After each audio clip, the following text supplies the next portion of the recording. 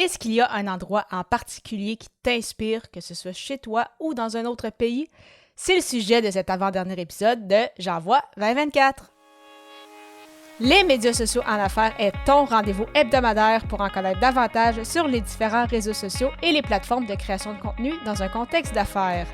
Chaque semaine, je répondrai à une question thématique qui te permettra d'appliquer concrètement ces conseils pour ton entreprise. Si tu reconnais l'importance et la puissance des réseaux sociaux ainsi que de la création de contenu pour ton entreprise et que tu souhaites en apprendre davantage sur cet univers, tu es au bon endroit. Je suis Amélie Delebel, travailleuse autonome dans le domaine des communications et marketing depuis février 2020. Je travaille avec les réseaux sociaux et dans la création de contenu depuis 2014. Les médias sociaux en affaires est mon deuxième podcast après Athlète Entrepreneur, lancé en janvier 2019. Bienvenue sur mon podcast.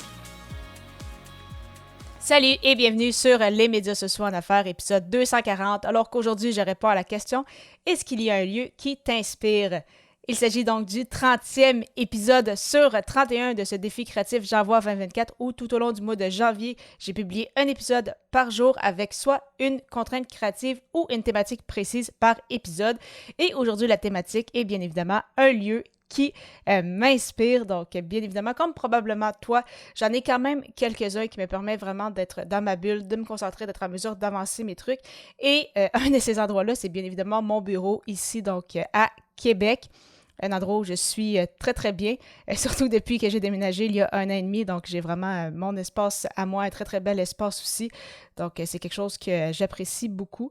Mais comme mentionné à l'épisode 234, quand je parlais d'un voyage hors du commun, bien évidemment, le Japon est une source de motivation. Donc, oui, encore une fois, un épisode où je vais parler du Japon, mais cette fois-ci avec un angle peut-être un peu différent. Et pourquoi justement le Japon est une source de motivation, c'est un lieu qui m'inspire, c'est parce que quand je suis là-bas, en fait, j'ai toujours de nouvelles idées pour mon contenu et comment gérer en fait mes affaires, mon entreprise de manière générale. C'est vraiment un endroit où je me sens très, très bien aussi. Donc, j'ai l'impression que quand justement tu es peut-être dans un environnement différent, tu es dans un changement de décor, tu expérimentes quelque chose de nouveau, eh bien, ça te fait travailler ton cerveau d'une autre façon aussi. Tu penses à des choses auxquelles tu ne penses pas en temps normal quand tu es dans la routine quotidienne. Donc oui, c'est bien d'avoir une routine, mais parfois, débarquer un peu de ça pour justement changer son environnement, ça fait beaucoup de bien. Et c'est pourquoi justement qu'on retourne au Japon, donc d'ici 2 semaines en fait environ.